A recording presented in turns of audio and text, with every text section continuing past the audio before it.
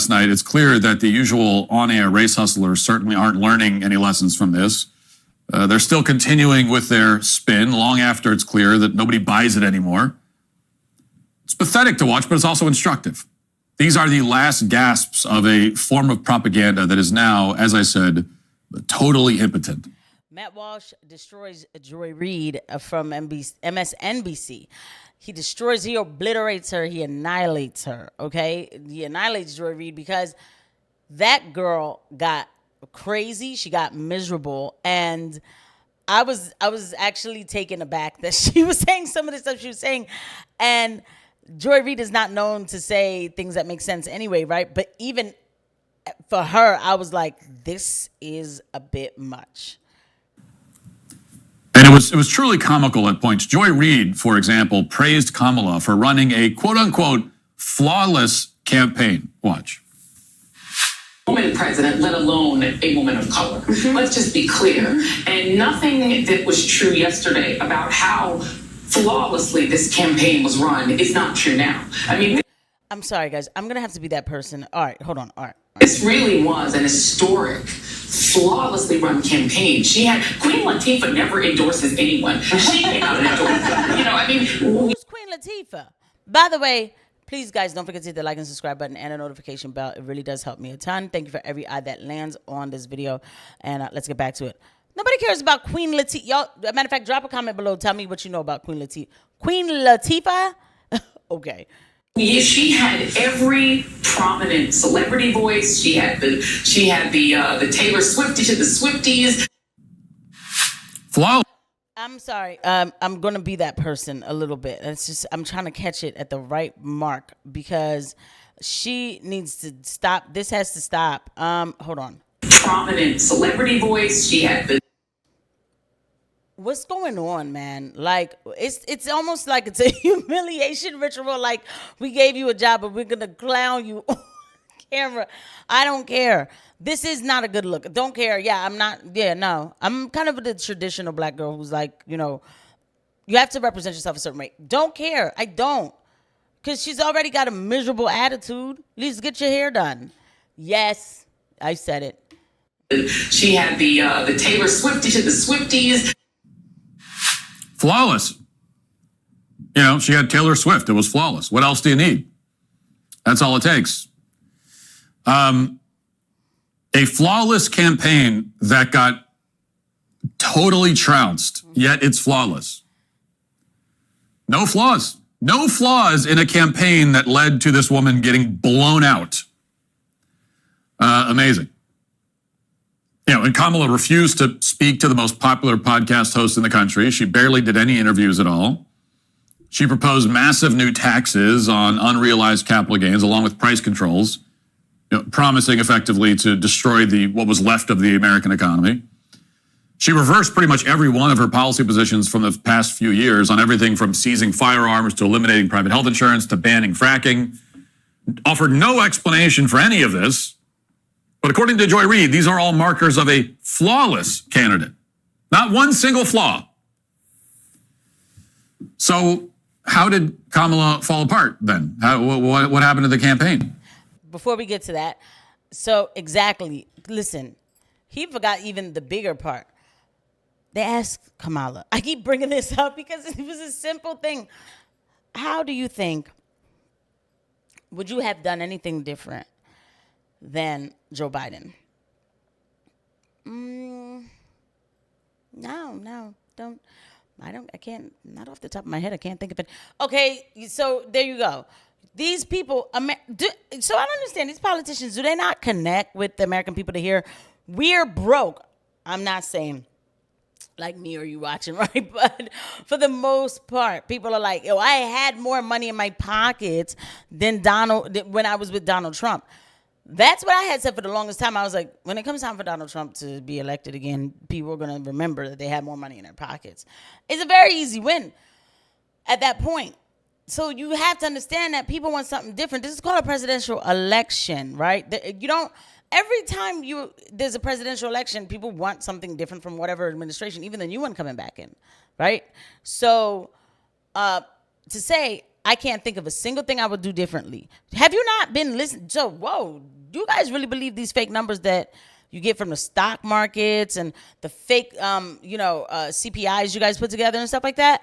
Do you not talk to the American people at least a little bit to find out? But then again, Kamala Harris, really, before this last month or however long she's been running this campaign, what was that, June when this happened, June, July? So for the last few months, before that, we didn't see Kamala. I know people who were asking, where was Kamala? Where's Kamala been? Then all of a sudden she was everywhere, but she had to be, right? Well, you probably know what Joy Reid's going to say. She explains that white women voted on the basis of race, meaning they didn't vote for Kamala because she's black, and watch.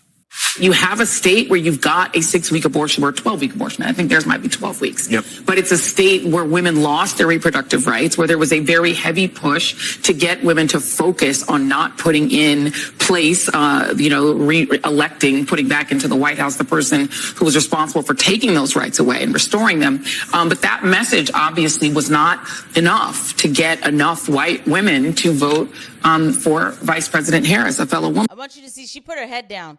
Because and I'm watching this at the same time as you. I've seen this clip yesterday, but I never really looked at it in its full entirety, or I probably was just kind of glanced at it real quick.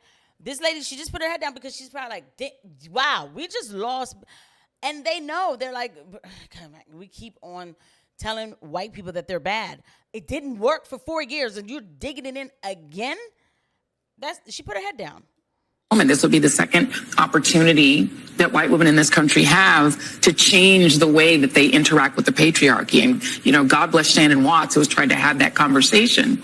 But if people aren't receptive to it, and if people vote more, party line or more on race than on gender and on protecting their gender, there's really not much more that you can do but tell people what the risks are. Are these people just that dumb?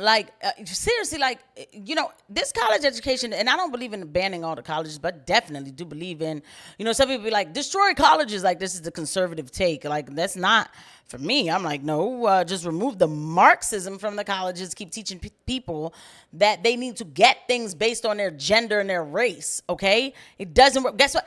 The thing is, you can teach people whatever you want, but obviously it doesn't result in that, right? Because it didn't work, did it? Right? It doesn't work. This representation nonsense, it doesn't work, okay? These women, whoever you're blaming, the people who voted for Trump because they had enough of 4 years of the economy.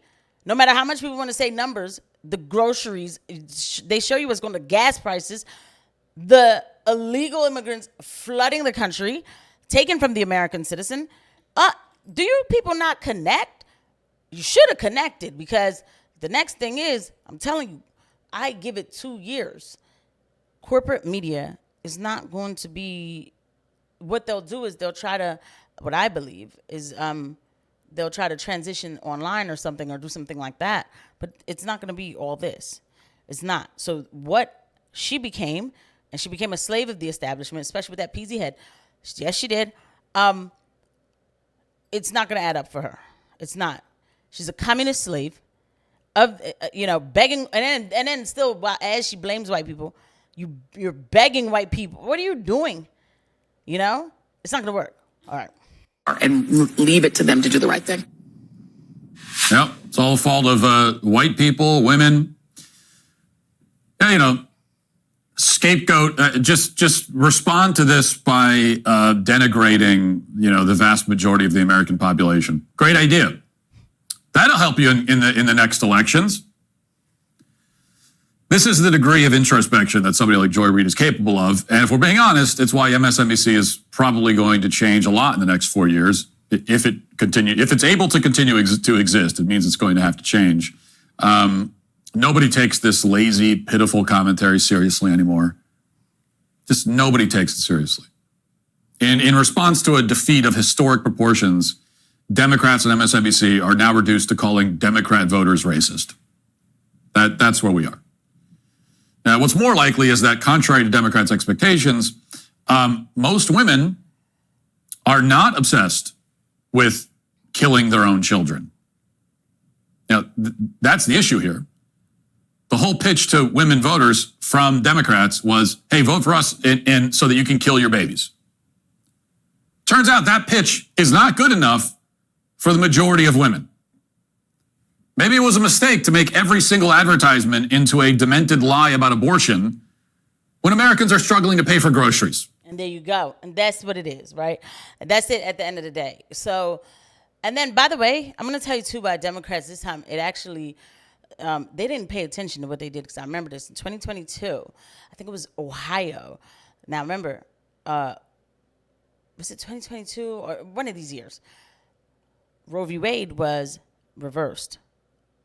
All of these liberal women had histrionic episodes, right?